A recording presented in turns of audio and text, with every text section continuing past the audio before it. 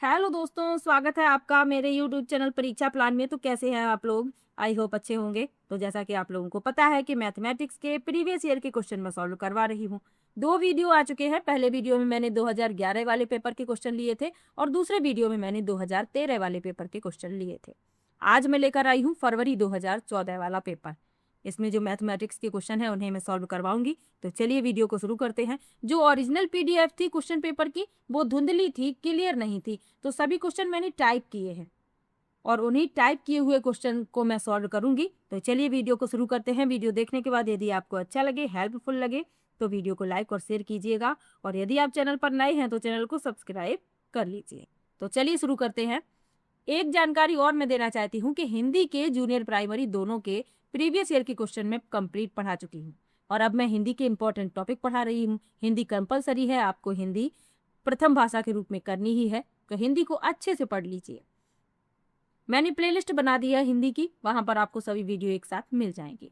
इसके अलावा ईवीएस के इंपॉर्टेंट क्वेश्चन भी मैं पढ़ा रही हूँ, तो आप लोग वो वीडियो भी देख सकते हैं। चलिए आज की वीडियो को शुरू करते हैं। वीडियो देखने के बाद यदि आपको अच्छा लगे तो वीडियो को लाइक और शेयर जरूर कीजिएगा। चलिए शुरू करते हैं। पहला प्रश्न दिया गया है, किन्हीं दो परमेय संख्याओं के बीच। पहला विकल्प है कोई परमेय संख्या नहीं होती, दूसरा है केवल एक परमेय संख्या होती है, तीसरा है अनंत परमेय संख्याएं होती हैं और चौथा है केवल एक परमेय संख्या और कोई अपरमेय संख्या नहीं होती। तो आप लोगों को याद रखना है कि जो दो परमेय संख्याएं होती हैं इनके बीच में अनंत परमेय संख्याएं होती हैं। इसमें आपका सी विकल्प उत्तर हो जाएगा। चलिए आगे बढ़ते हैं, अगले प्रश्न पर चलते हैं। यदि 65 और 117 का मासा 65 m - 117 के रूप में दर्शाने योग्य हो तो m का मान है। तो सबसे पहले हम 65 और 117 का मासा निकाल लेते हैं। इनका मासा क्या होगा? 65 के गुणनखंड निकाल लेते हैं, 5 और 13, और 117 के कितने होंगे? 3, 3, 13। यानी मासा जो कॉमन है, गुणनखंड वही आएगा, मासा होगा वही HCF। तो मासा हो गया 13। अब एक मासा हमें दिया भी गया है तो इस मासा और उस मासा को बराबर कर देते हैं। 65 m - 117 बराबर 13। 65 m बराबर ये 117 और 13 जुड़ जाएंगे, 130 हो जाएंगे। ये उधर इधर माइनस के हैं, उधर जाएंगे प्लस के हो जाएंगे। 13 और 117 130 हो जाएंगे। 65 से 130 दो बार कट जाएगा, यानी कि m की वैल्यू कितनी आई? 2। और हमसे यही पूछा गया था कि m का मान कितना होगा? 2। बी विकल्प इसमें आपका उत्तर हो जाएगा। चलिए आगे बढ़ते हैं, अगले प्रश्न पर चलते हैं। अगला प्रश्न दिया गया है, एक परमेय संख्या दी गई है 5/19 और लिखा है इसके योज्य प्रतिलोम के गुणनफल का गुणात्मक प्रतिलोम होगा। तो 5/19 का योज्य प्रतिलोम कितना होगा? योज्य प्रतिलोम ये होगा -5/19। जैसा जैसा हमसे कहा गया है वैसा वैसा हम करेंगे। अब कहा गया है कि जो संख्या दी गई है 5/19 और इसके योज्य प्रतिलोम का गुणा करना है। हमने कर दिया इसका गुणा, हमें मिल गया 25/361 और ये 25 के आगे माइनस आएगा। अब क्या कहा गया है? अब कहा गया है इनके गुणनफल का गुणात्मक प्रतिलोम। तो गुणात्मक प्रतिलोम कितना होगा? इसको पलट दें हम। 25/361 लिखा हुआ है तो पलटने पर कितना हो जाएगा? 361/25 और माइनस अपनी जगह रहेगा, यानी कि जो उत्तर होगा वही होगा पहला विकल्प, -361/25। चलिए आगे बढ़ते हैं, अगले प्रश्न पर चलते हैं। अगला क्वेश्चन दिया गया है, ये इसे जो है फॉर्मूले से सॉल्व करेंगे। जो एक फॉर्मूला आपने कई बार पढ़ा होगा,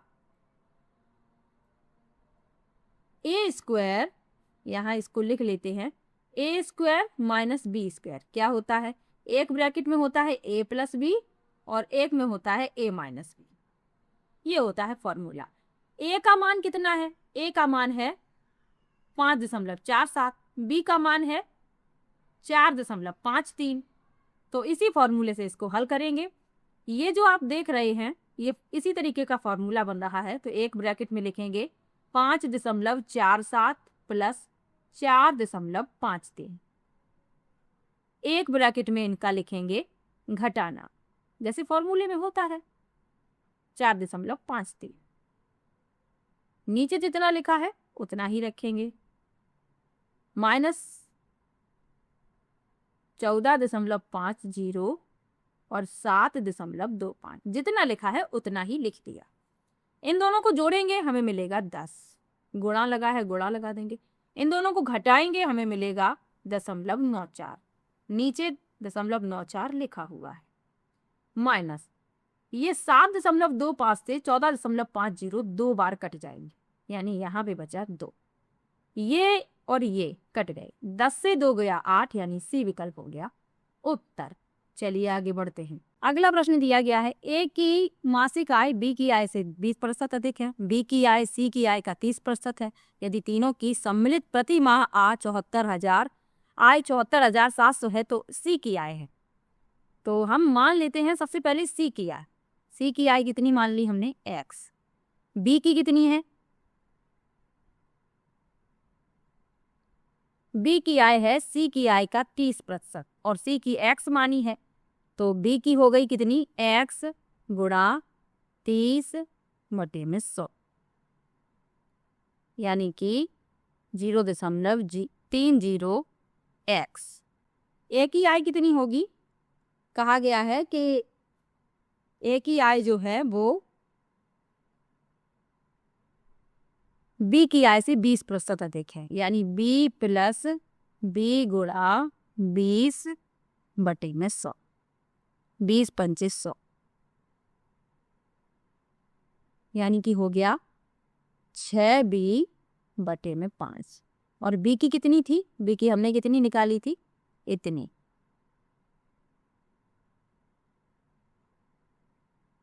ये 5 से 30 कट गए, यहाँ पर आ गया।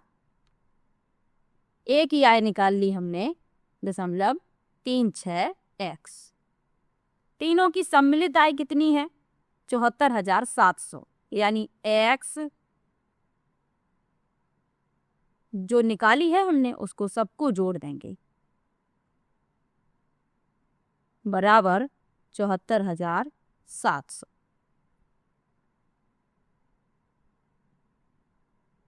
इन सबको जोड़ेंगे हमें मिलेगा 1.66 एक्स बराबर 74,700। एक्स यहाँ बचेगा, 74,700 में 1.66 से भाग देगी। कुल आय निकल कर आएगी 45,000। भाग देकर देखिएगा इतना ही आएगा, और भाग तो आपको करना आता ही होगा। 74,700 में हमें भाग करना है 1.66 से, तो 45,000 आएगा। यानी कि जो सम्मिलित आय पूछी गई थी, क्या पूछी गई थी, तीनों की सम्मिलित प्रति माह आय 74,700 है, तो सी की आय बताइए। हमें से पूछी गई थी सी की आय, और सी की आय हमने कितनी मानी थी, एक्स मानी थी, तो हमने एक्स का मान निकाल लिया, 45,000 आया। यही सी की आय है, बी विकल्प इसमें आपका उत्तर है। चलिए आगे बढ़ते हैं।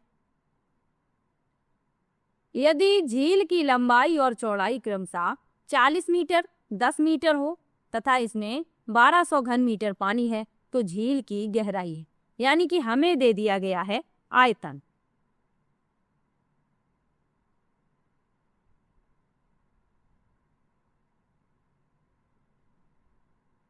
हमें आयतन दे दिया गया है, और क्या कहा गया है, गहराई पूछी गई है, और चौड़ाई और लंबाई भी दी गई है। चलिए निकाल लेते हैं।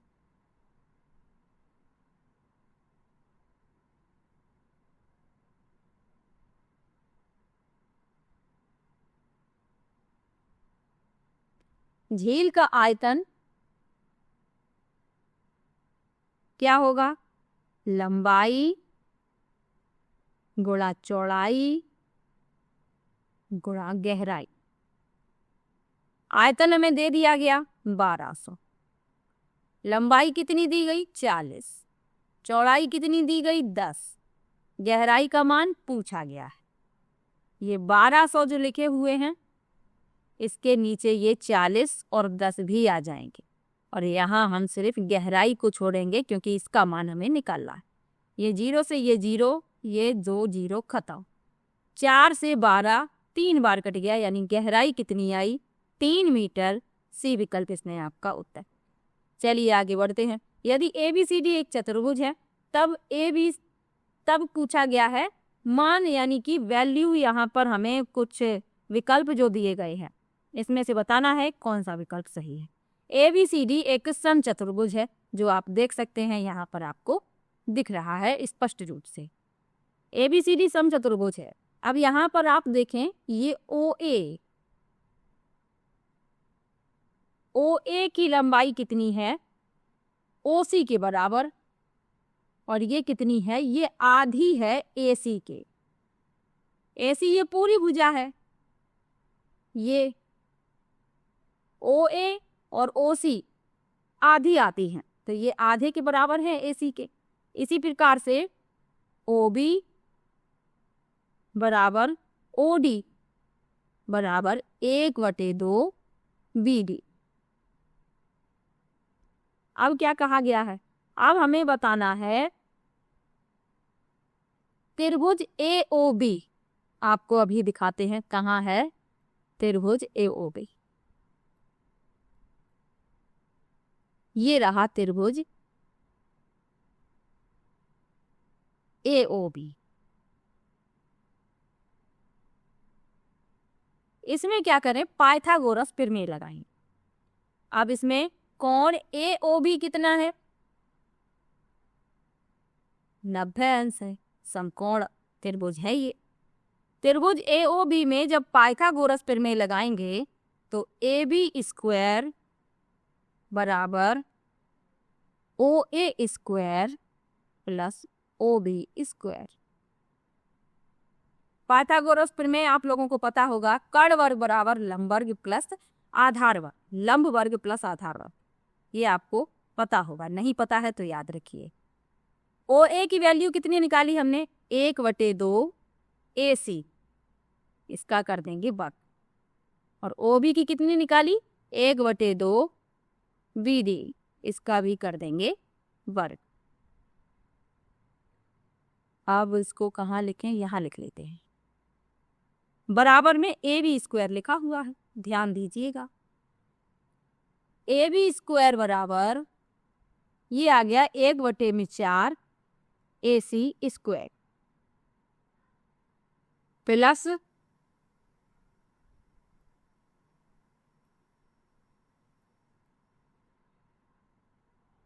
1/4 BD²। आगे देखते हैं। AB² बराबर 4 दोनों के पास है कॉमन, AC² प्लस BD²।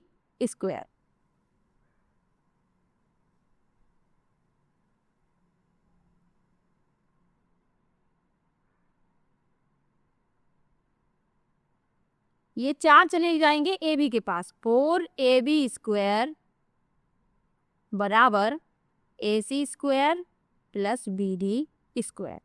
यानी कि आप देखेंगे इसमें जो विकल्प सही है वह है तीसरा विकल्प, सी विकल्प इसमें आपका उत्तर हो जाए। चलिए आगे बढ़ते हैं, अगले प्रश्न पर चलते हैं। दी गई आकृति में x और y के मान क्रमशः हैं। हमें x और y के मान बताने हैं।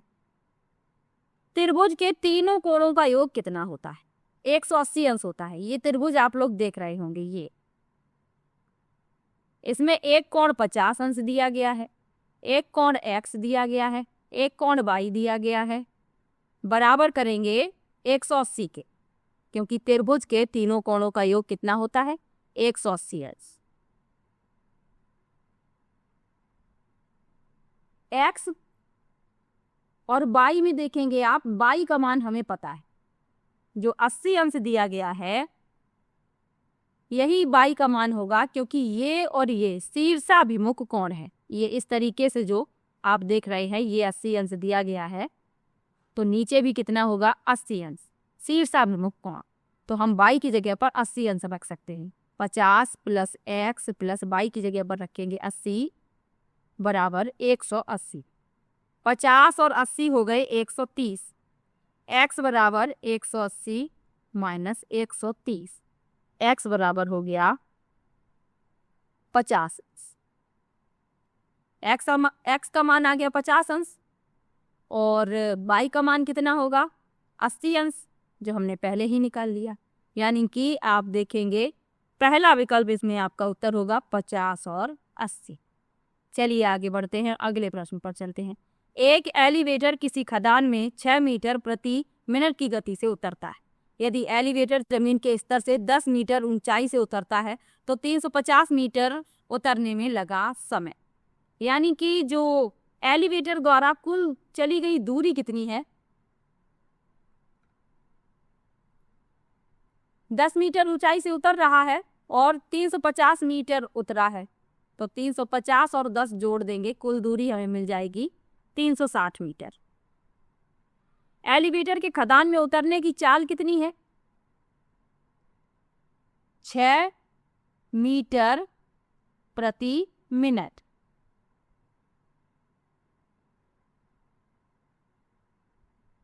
तो दूरी हमें कुल दी गई है 360 मीटर और ये 6 से हम भाग दे देंगे।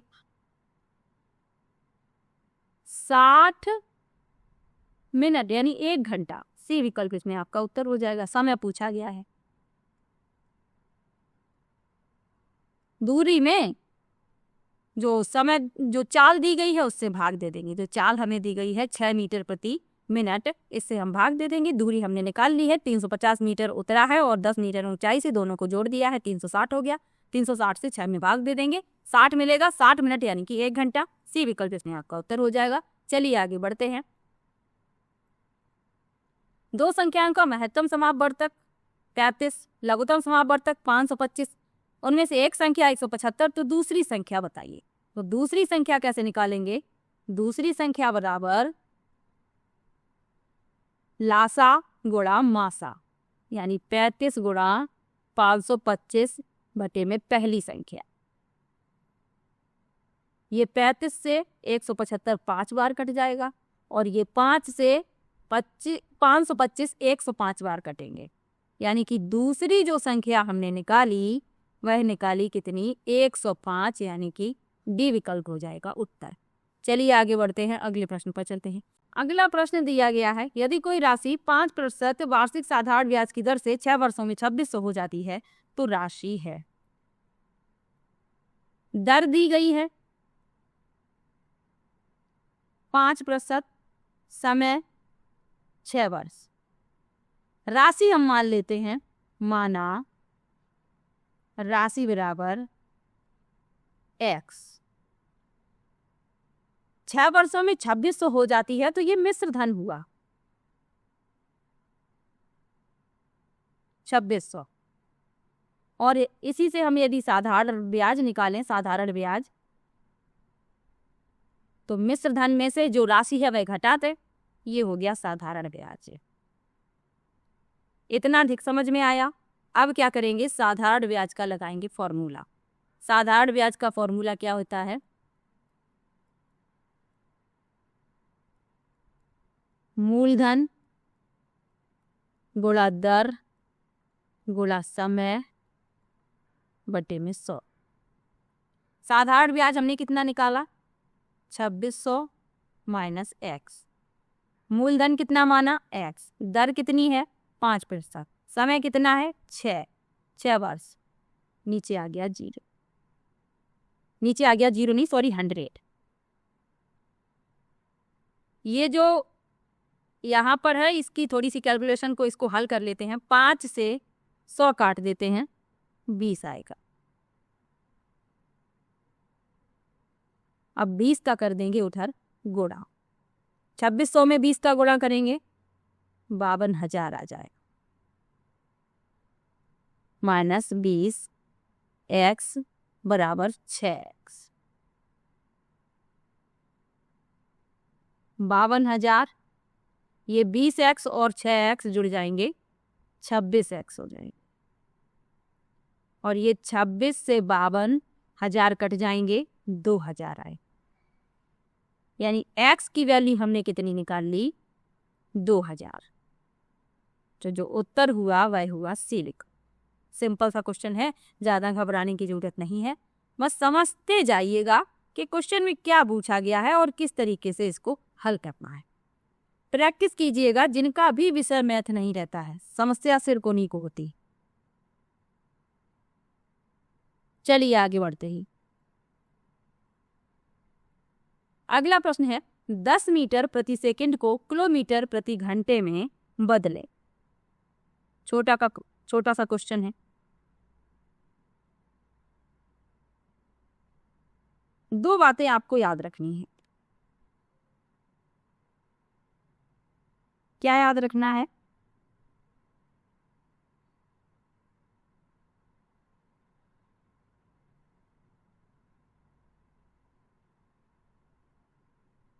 आपको याद रखना है कि मीटर प्रति सेकंड को किलोमीटर प्रति घंटा में बदलने के लिए 18/5 से गुणा करते हैं और किलोमीटर प्रति घंटा को मीटर प्रति सेकंड में बदलने के लिए 5/18 से गुणा करते हैं। हमें क्या करना है, मीटर प्रति सेकंड को किलोमीटर प्रति घंटे में बदलना है, तो हमें क्या करना होगा, 10 में 18/5 से गुणा करना। 5 दूनी 10, 18 दूनी 36, डी विकल्प हो गया उत्तर। चलिए आगे बढ़ते हैं, अगले प्रश्न पर चलते हैं। चित्र में कोण बी बराबर 70 अंश, कोण सी बराबर 60 अंश, ई बी सी का मध्य बिंदु है तथा एफ ए बी का मध्य बिंदु है, तब कोण एफ ई बी का मान बताइए। हमें बताना है कोण एफ ई बी का मान।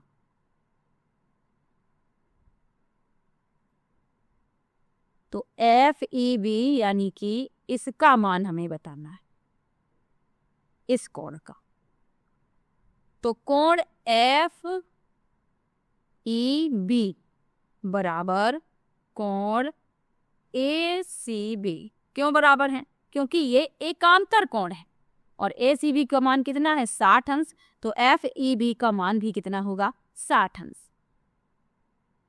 बी विकल्प इसमें आपका उत्तर जाए। चलिए आगे बढ़ते हैं। ये दिया गया है क्वेश्चन और इसका बताना है मान। देखने में लग रहा है बहुत ही बड़ा, लेकिन बिल्कुल भी नहीं डरने की है जरूरत, क्योंकि ये छोटा सा क्वेश्चन है। -2 दिया गया है, लिख लेंगे। जितनी भी घातें लगी हुई हैं, -1 गुणा -1 सबका कर देंगे गुणा -1 गुणा -1। 1 1 1 1 का गुणा करेंगे, एक ही मिलेगा और सभी माइनस के हैं, तो माइनस माइनस माइनस माइनस हो जाएंगे प्लस, यानी -2 की घात हो गया 1, यानी कि -2 ही रहा पहला विकल्प इसमें आपका उत्तर हो गया। ये जो घातें लगी हुई हैं सबका गुणा कर दीजिए, 4 माइनस हैं तो मिलकर हो जाएंगे प्लस, तो घात बन जाएगी 1 और -2 था तो -2 ही रहेगा। -2 की घात 1 का मतलब -2, पहला विकल्प उत्तर हो जाएगा। अगला प्रश्न है, अगला प्रश्न दिया गया है किसी घनाभ की 3 संलग्न फलकों के क्षेत्रफल के अनुसार A metre square, B metre square, C metre square है, इसका आयतन होगा।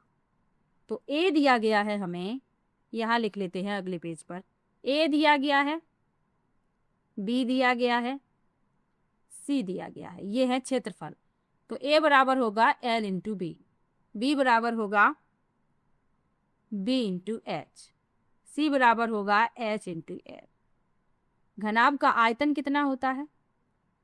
आयतन होता है एल बी एच। इन तीनों का गुणा कर दीजिए, आयतन से मतलब नहीं है, पहले आप इन तीनों का गुणा कीजिए, ए बी सी। इन तीनों का गुणा करेंगे, L into B, B into H, H into L. आप देखेंगे इसमें एल 2 बार है, स्क्वायर हो गया, बी 2 बार है, स्क्वायर हो गया, एच 2 बार है, स्क्वायर हो गया। बराबर में लिखा है ए बी सी, यानी ये स्क्वायर जो है इधर आएंगे तो इस तरीके से ए बी सी पर लग जाएगा और एल बी एच, यानी कि आयतन हमने कितना निकाल लिया, √AB/C।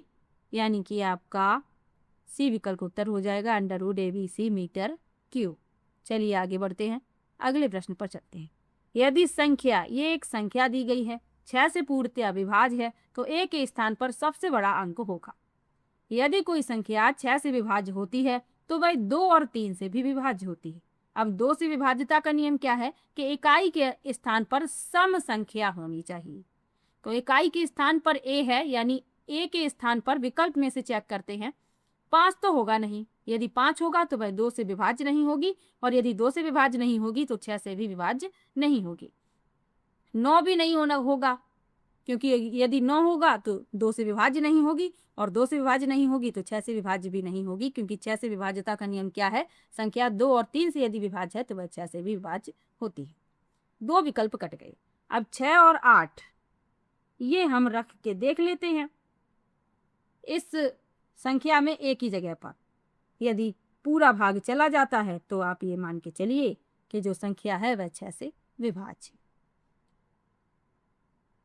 तो 6, 2, 5, 3, 2, 9, 1, 5, एक ही जगह पर हम रखते हैं 6। ये बी विकल्प। 2 विकल्प तो कट गए और 6 से देंगे भाग, पूर्ण रूप से भाग चला जाएगा। 8 रखेंगे, भाग नहीं जाएगा। तो इसमें जो उत्तर होगा वह बी विकल्प उत्तर हो जाएगा। हमें भागफल नहीं बताना है, हमें सिर्फ ये बताना है कि संख्या 6 से विभाज्य है कि नहीं। सबसे बड़ा अंक कौन होना चाहिए, एक की जगह पर। तो 8 रखेंगे तो 8 रखने पर पूर्णतः विभाज्य नहीं होगा, 6 रखने पर पूर्णतः विभाज्य हो जाएगा। चलिए आगे बढ़ते हैं। प्रथम 5 धन ऋण यानी अभाज्य संख्याओं का योग। तो सबसे पहले प्रथम 5 अभाज्य संख्याएं कौन कौन होंगी, 2, 3, 5, 7, 11। इन सबको जोड़ना है, योग पूछा गया है। 3, 2, 5, 5, 5, 10, 10, 7, 17, 17 और 11 हो गया 28।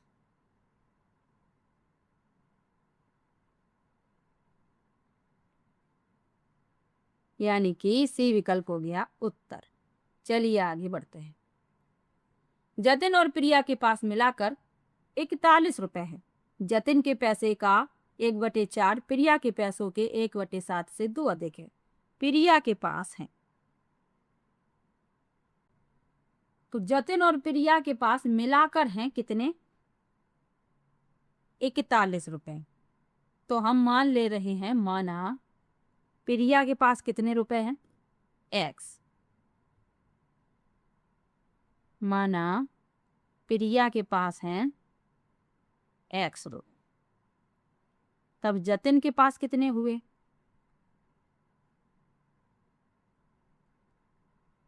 जतिन के पास हुए 41 माइनस x, यानी जितने प्रिया के पास हैं 41 में से घटा दीजिए, क्योंकि दोनों के पास कुल 41 रुपए ही है।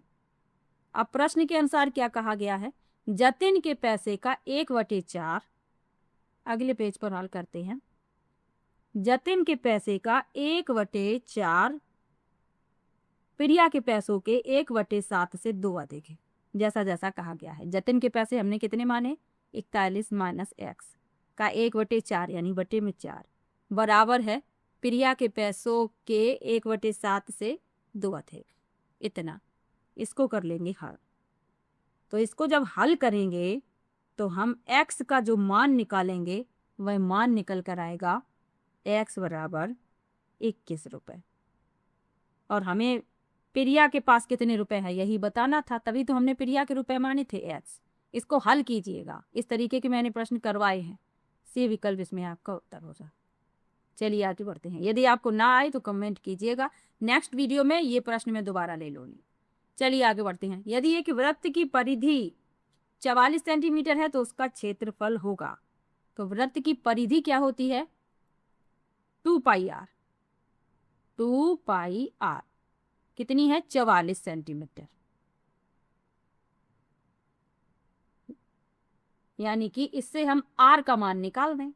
r बराबर 44 बटे में 2, पाई का मान रखेंगे 22 बटे में 7, तो ये 7 चले जाएंगे ऊपर। 22 दूनी 44, 2 से 2 कट गया। आर बराबर हमने निकाल लिया 7। और वृत्त का क्षेत्रफल क्या होता है? पाई आर स्क्वायर, यानी कि 22/7 पाई का मान, आर का मान 7, स्क्वायर का मतलब है 7 गुणा 7। ये 7 से 7 कट गए, 22 सत्ते 154, सी विकल्प हो गया उत्तर। चलिए आगे बढ़ते हैं। 2 अंकों वाली संख्या की दोनों अंकों का योग 7 है। यदि संख्या में 27 जोड़ दिया जाए तो अंकों का क्रम उलट जाता है, वह संख्या है। तो माना 2 अंकों की संख्या हमने मान ली, क्या मान ली? 10x + 22।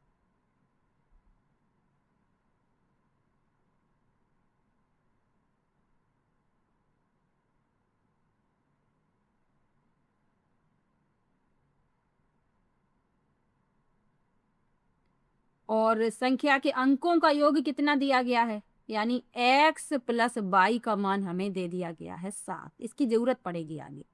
अब क्या कहा गया? यदि संख्या में 27 जोड़ दिया जाए, यानी 10x + y में हम यदि 27 जोड़ दें तो इसके अंक उलट जाते हैं, यानी हो जाती है 10y + x।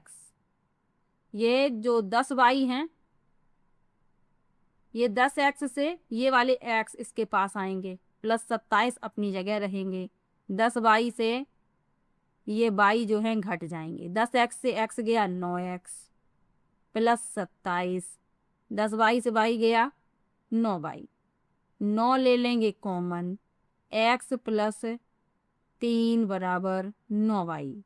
ये 9 से 9 कट गया, x + 3 बराबर y।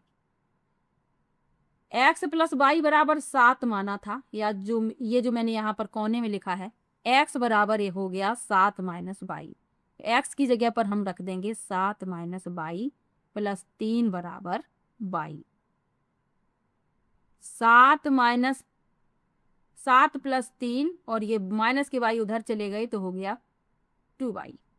7 × 3 = 10, 10 बराबर 2y। 2 से ये 10 कट गए 5, यानी y की वैल्यू आ गई 5। y की वैल्यू 5 आई। x की वैल्यू कितनी आएगी? x की वैल्यू कितनी थी, इसको इरेज करते हैं, y का मान निकाल लिया है 5। इस तरीके के जो क्वेश्चन होते हैं थोड़े से बड़े होते।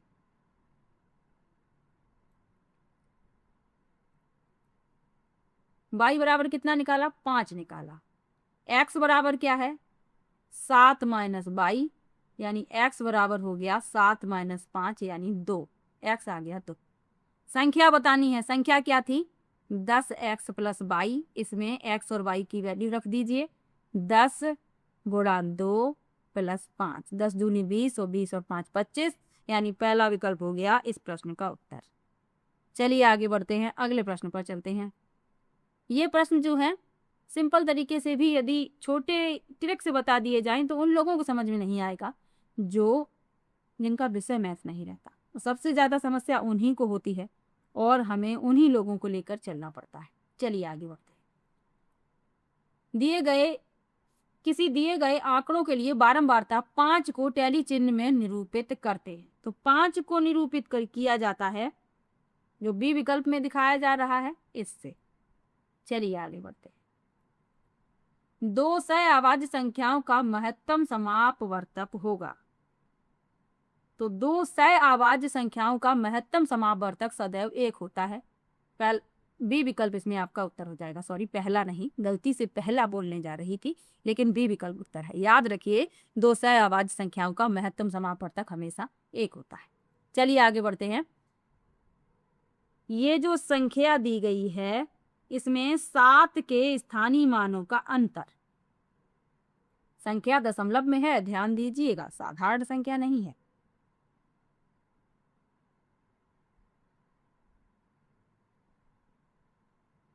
अब इसमें इस 7 का स्थानीय मान और इस 7 का स्थानीय मान निकालना है, फिर इनका अंतर करना है, फिर बताना है। तो इस 7 का स्थानीय मान कितना होगा? 7 × 0.01।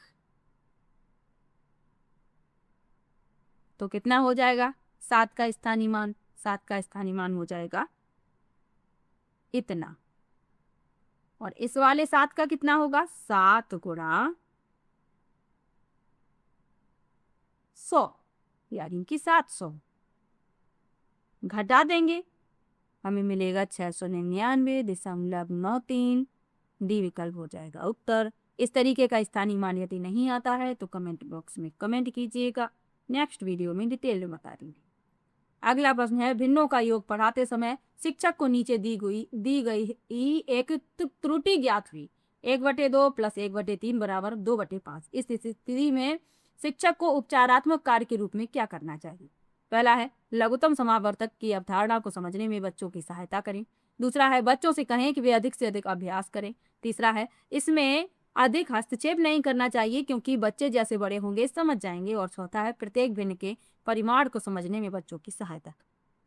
तो भिन्न पढ़ा रहे थे शिक्षक और उन्हें एक गलती दिखाई दी।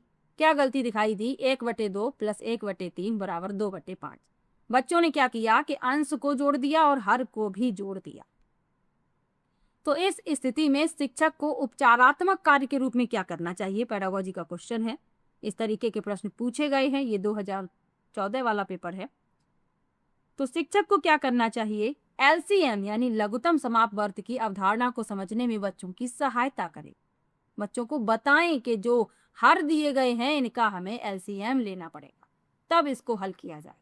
पहला विकल्प इसमें आपका उत्तर होगा। चलिए आगे बढ़ते हैं। माप की अवधारणा विकसित करने हेतु अपनाए गए निम्नलिखित कार्यों को क्रम से लगाई। लिखा है, शिक्षार्थी लंबाई मापने के लिए मानक इकाइयों का प्रयोग करते हैं। दूसरा है, शिक्षाई लंबाई मापने के लिए अमानक इकाइयों का प्रयोग करते हैं। तीसरा है, शिक्षार्थी सरल अवलोकन द्वारा वस्तुओं को सत्यापित करते हैं। और चौथा है, शिक्षार्थी मीटरी इकाइयों के बीच संबंधों को समझते हैं। इसे लगाना है क्रम से। सबसे पहले सरल अवलोकन द्वारा वस्तुओं को सत्यापित करेंगे, ये आएगा पहले नंबर पर, तीसरा, यानी तीसरा सबसे पहले आएगा। उसके बाद क्या करना है, शिक्षार्थी लंबाई मापने के लिए अमानक इकाइयों का प्रयोग करेंगे, ये आएगा दूसरे नंबर पर। फिर क्या करना है, शिक्षार्थी लंबाई मापने के लिए मानक, पहले अमानक फिर मानक, यानी पहला वाला तीसरे पे आएगा और चौथा चौथे पर ही आएगा, यानी कि जो डी विकल्प है वह हो जाएगा इस प्रश्न का उत्तर। चलिए आगे बढ़ते हैं। एक अच्छा गणितज्ञ होने के लिए फिल करना है जरूरी होता है। पहला है, सवालों के उत्तर देने की तकनीक में निपुणता। दूसरा है, अधिकतर सूत्रों को याद करना, याद करने वाला पहले ही काट दीजिए। बहुत जल्दी सवालों को हल करना। और चौथा है, सभी अवधारणाओं को समझना, लागू करना और उनमें संबंध बनाना। तो एक गणितज्ञ होने के लिए जरूरी है कि सभी अवधारणाओं को समझना, लागू करना और उनमें संबंध बनाना। डी विकल्प इसमें आपका उत्तर। चलिए आगे बढ़ते हैं। क्षेत्रफल की अवधारणा से परिचित कराने के लिए शिक्षक से शुरुआत कर सकते हैं। पहला है, भिन्न आकार की आकृतियों का क्षेत्रफल ज्ञात करने के लिए सूत्रों को स्पष्ट करना। दूसरा है, हथेली, पत्ते, नोटबुक आदि से विभिन्न वस्तुओं की सहायता से किसी आकृति के क्षेत्रफल की तुलना करना।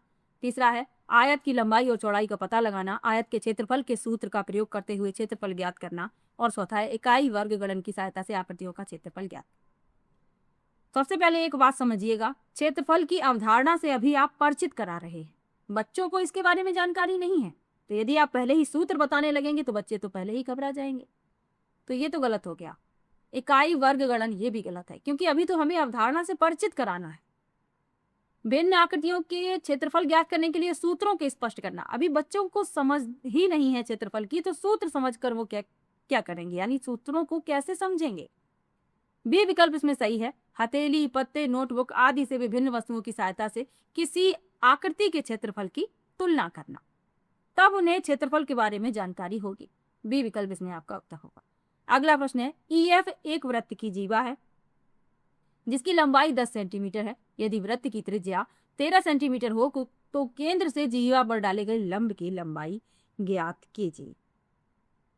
यानी कि एक वृत्त बना लेते हैं इस तरीके से, ये रहा वृत्त, देखिए गोल नहीं बना है, थोड़ा सा टेढ़ा मेढ़ा है, माफ कीजिएगा। इसका केंद्र है ओ, ये रहा ओ, ठीक है। जीवा जो है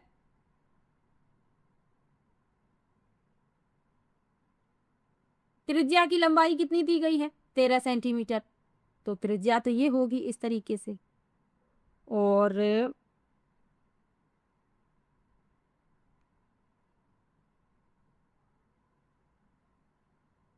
EF जो है वृत्त की जीवा है, ये रही EF जीवा, इसकी लंबाई 10 सेंटीमीटर है। वृत्त की त्रिज्या 13 सेंटीमीटर है, हमें बतानी है ये वाली लंबाई।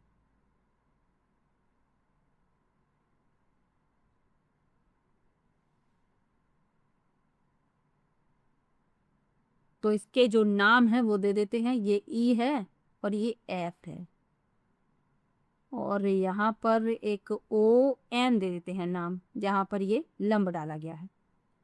तो EM कितना होगा? EM होगा 1/2 EF, यानी कि EM हो जाएगा 5। पूरी 10 है, EM कितनी है? आधी, तो 5 हो गई। और इसी प्रकार से MF कितनी हो गई? ये भी हो गई 5। ये आप देख रहे हैं समकोण त्रिभुज बन रहा है। तो इसमें ये रहा कर्ण, ये लंब है और ये आधार है, यानी कि कर्ण वर्ग बराबर लंब वर्ग प्लस आधार वर्ग। कर्ण कितना है? 13, जो त्रिज्या हमें दी गई है। लंब हमें निकालना है। आधार कितना है? EM, और EM कितना है? 5 का वर्ग। इसको हल कर लेते हैं। 13 का वर्ग 169,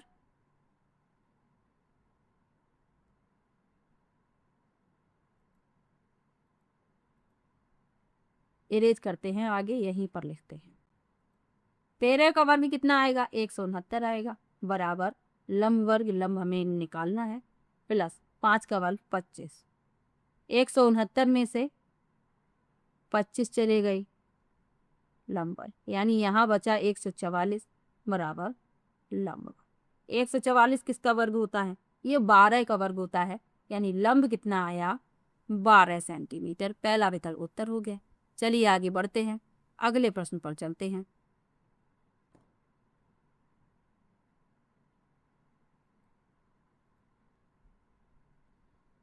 अगला प्रश्न दिया गया है, यदि किसी वर्ग के विकर्ण को दुगना कर दिया जाए, ध्यान से समझिए, तो उसका क्षेत्रफल कितना होगा? तो जब विकर्ण D है, विकर्ण हमने मान लिया D,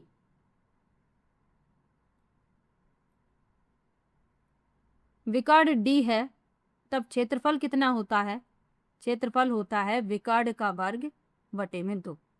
यदि विकर्ण को दुगना कर दिया जाए, यानी 2D कर दिया जाए, तो क्षेत्रफल कितना हो जाएगा? 4D² बटे में 2, यानी क्षेत्रफल जो है 4 गुना हो रहा है। तो इसमें जो उत्तर होगा वह होगा पहला विकल्प, दिए गए वर्ग का क्षेत्रफल 4 गुना। चलिए आगे बढ़ते हैं।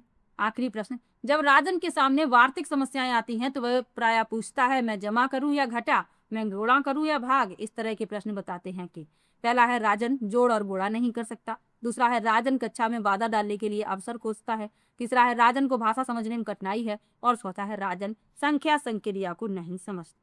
तो जब राजन के सामने वार्षिक समस्याएं आ रही हैं तो वह पूछ रहा है कि मैं जमा करूं या घटाऊं, मैं गुणा करूं या भाग, यानी राजन संख्या संक्रियाओं को नहीं समझ पा रहा है। डी विकल्प इसमें आपका उत्तर हो जाएगा। तो ये पेपर जो था ये 2014 वाला था। इसमें जो मैथमेटिक्स के क्वेश्चन थे उन्हें मैंने सॉल्व करवा दिया है। आपको किसी भी प्रश्न में डाउट हो आप कमेंट बॉक्स में जरूर लिखिएगा, और वीडियो कैसा लगा ये भी कमेंट में जरूर बताइएगा। आज के क्वेश्चन पेपर में, यानी 2014 वाले क्वेश्चन पेपर में पेडागोजी के क्वेश्चन भी पूछे गए थे। चलिए मिलते हैं नेक्स्ट वीडियो में, तब तक के लिए बाय बाय।